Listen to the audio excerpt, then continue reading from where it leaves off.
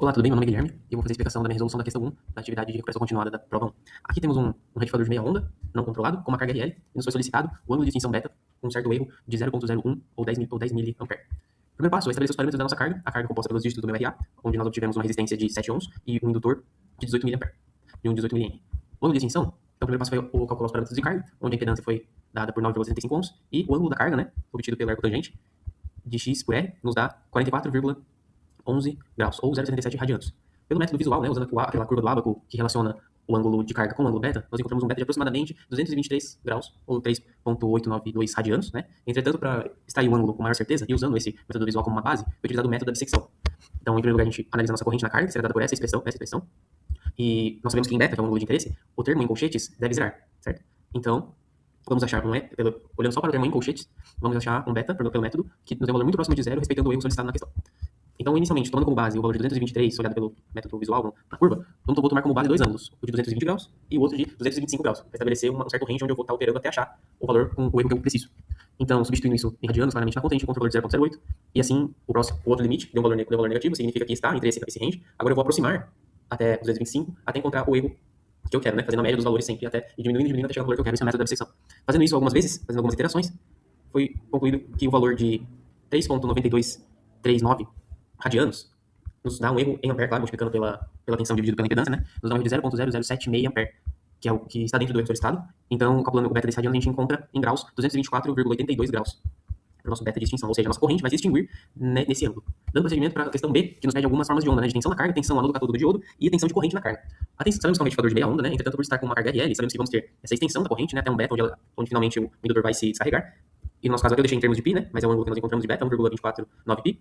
Então, basicamente, aqui a gente tem no primeiro de 0 a π, a onda normal, entretanto, ela vai se extinguir com uma área negativa até o beta que nós calculamos, né? Nesse beta, substituindo ele na expressão dada pela fonte de tensão, que é raiz de 2, 380, né, eficaz, vezes seno do ângulo beta, nós temos esse valor de menos 378,8 volts, nesse ponto de extinção.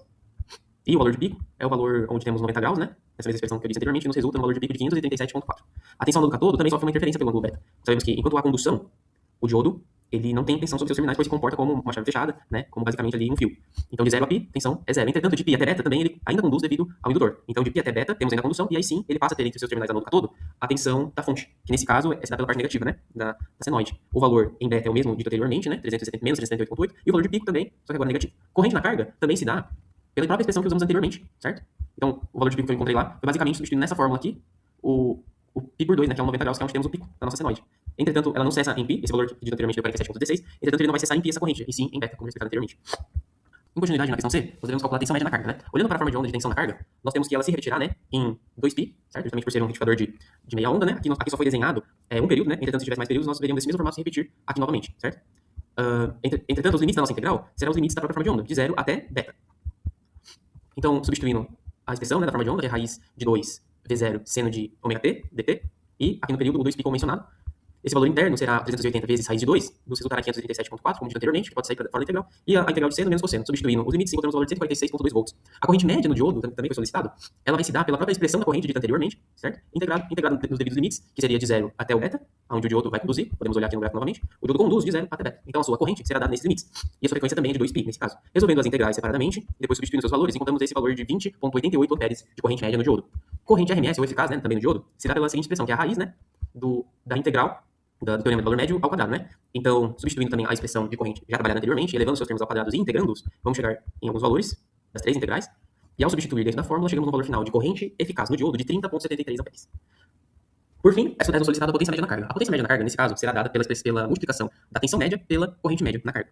Isso porque nós sabemos que a tensão média ela é dada, na verdade, podemos expandi-la numa série de Fourier, porque temos nela componentes harmônicas, né, de várias frequências, e na corrente também. Entretanto, quando a gente multiplica a tensão e a corrente, vão aparecer o produto, claro, né, entre esses termos, dessas diversas harmônicas, né. Porém, ao calcular a média em um período, né, esse produto entre essas harmônicas de frequências diferentes tem um valor médio nulo, devido à ortogonalidade das funções seno e cosseno. Assim, a gente pode resumir esse cálculo de potência média, né, na multiplicação apenas do primeiro termo do somatório, que são justamente termos médios. Então, aqui é só substituir os termos já calculados anteriormente, de corrente média e de tensão média. A corrente média aqui é a mesma do diodo, justamente porque na carga vamos ter a mesma corrente que vai passar pelo diodo. Então, por isso que podemos substituir os valores calculados anteriormente. O que vai nos resultar numa potência média de 3.052,656 amperes. Perdão. Agora indo para a alternativa D, é nos solicitada a potência ativa e a potência média, né, na fonte de alimentação.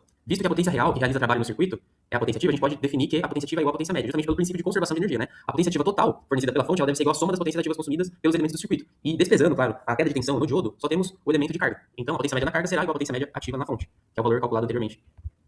Já a potência aparente na fonte, ela será dada pelo valor RMS vezes a corrente SMS na fonte. O valor RMS, como dito no enunciado, 380, vezes a corrente RMS. Como no circuito temos apenas uma corrente circulando, que é a própria que já calculamos do diodo, 30,73, fazendo essa multiplicação, chegamos no valor de 11.677 watts. Por fim, é nos solicitado o fator de potência, né, que é dado pela divisão da potência ativa pela potência aparente, que nos resulta num valor de potência de 0,26.